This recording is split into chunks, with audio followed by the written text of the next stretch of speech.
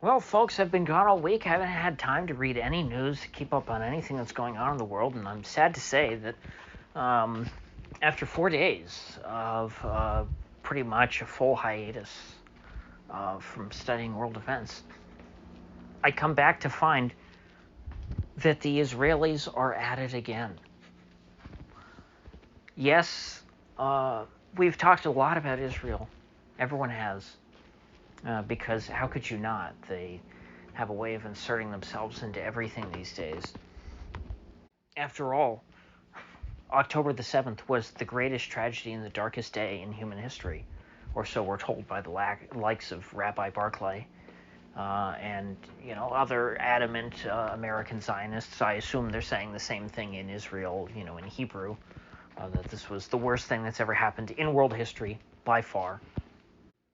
Which I find pretty funny. It's like they're now saying that October the 7th was, because before they said the worst thing that ever happened, was the Holocaust, and that they can make a pretty good case of that. That's a pretty bad thing. Lots of course, they weren't all Jews that were killed, but there were millions of people who were killed, and I think what was it? Isn't it like 50% of them are Jews? Isn't that what it is? 6 million of them, and we're told, and 12 million total. So everyone else. And you think, hey, that's probably a pretty bad thing. And if you want to talk about, single days in human history, maybe like the bombings of Hiroshima and Nagasaki kind of changed the world. I know a lot of people would say for the worse, using nuclear weapons on human beings, on civilians, killing hundreds of thousands of people. And then you have, single days in history, like in World War I, where hundreds of thousands of people died in battle, like in single days. I can't remember, what was it? Was it Verdun, maybe? Is that where maybe that was the most deadly battle period. I can't remember what the single deadliest day in human history was. But anyway, all of those days, not nearly as bad as October the 7th, we're told. And so Israel has not only been on the warpath ever since, and they've been on a rampage, and whatever Israel says goes. That is what we're told. And any questioning of their judgment, of course, is textbook anti-Semitism, because as Rabbi Barclay teaches,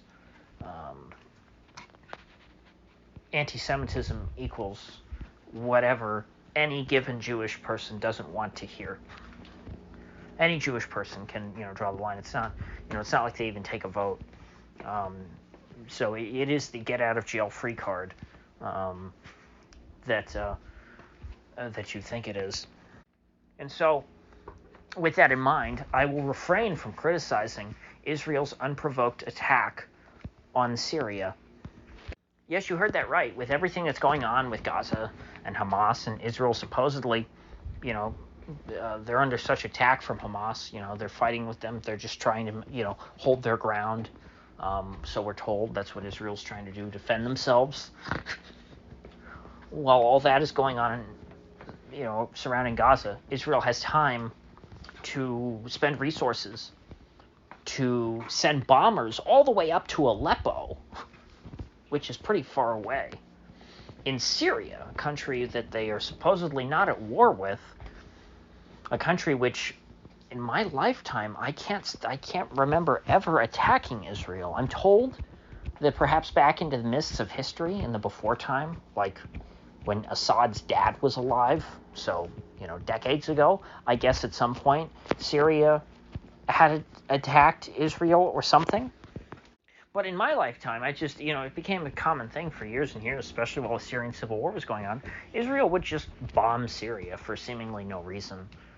And now they're doing that again, which kind of makes me think, gee, if Israel has time to take out of their day, out of their military resources, that we're told, oh my gosh, they're on the brink of annihilation, so we in America must fund their military and keep sending them more and more arms. We have to send them F-35s and everything in between.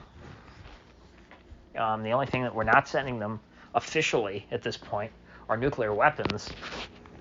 And yet they have the resources to spare to go up and bomb Aleppo, supposedly killing 42 people, is what we hear so far. And those are, I think, just military casualties. They're apparently also civilian casualties that we don't know about.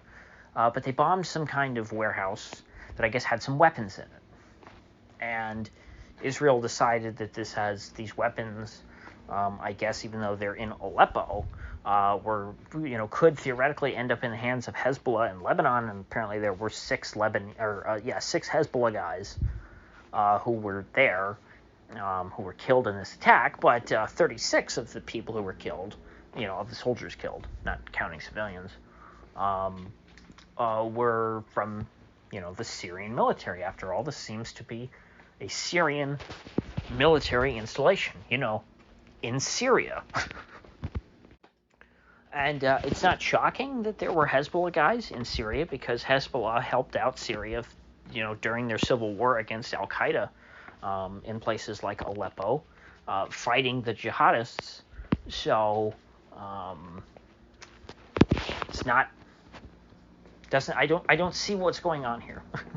I don't see. Let me just put it this way. I'm trying to be fair. I don't see Israel's side of the story. I don't get it. There were Hezbollah guys in Syria. Okay, yes, they are allies. They're friends. Syria has every right to make friends with their next door neighbors. And so it seems at this point that, Israel is just trying to antagonize Syria, as well as because they're already sort of, they've been getting into these clashes, so-called, with Lebanon, with Hezbollah. And Hezbollah and Israel have never had a positive relationship. After all, Hezbollah, I believe, was founded like in the 80s or something as an anti-Israel insurgency group back when Israel was occupying parts of Lebanon. And so the Hezbollah were like the insurgents, who were fighting Israel back then. And so that's kind of the health of their party, because their political party now, is taking on Israel. That's their thing.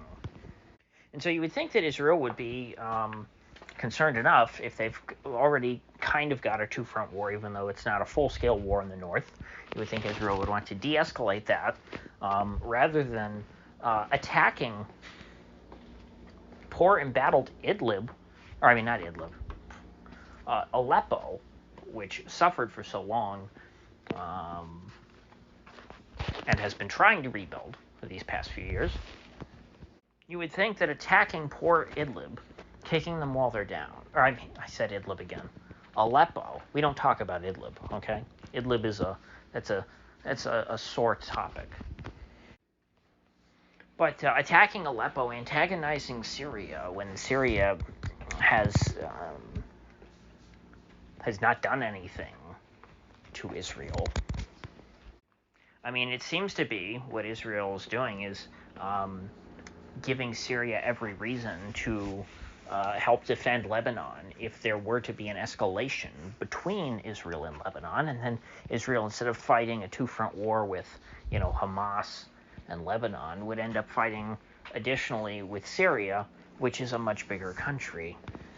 In fact, Syria is bigger than both Israel and Lebanon combined, which is not to say that it is militarily equal. However, Syria is a strong ally of Russia. So I suppose that Netanyahu is not concerned with the possibility that Russia would support Syria if Israel instigated a war with them. Or maybe Netanyahu in Israel is just so arrogant after years and years of bombing Syria during the civil war, in which Syria didn't respond because Syria was kind of worried about, they had their hands full dealing with the likes of ISIS and Al-Qaeda in their country, and they really couldn't be bothered to focus on Israel. And so Israel took that took that opportunity to support Al-Qaeda, acting as Al-Qaeda's air force along with the United States. And so even though that war is mostly wrapped up, and Idlib is kind of a special case, it's a Al-Qaeda enclave within Syria,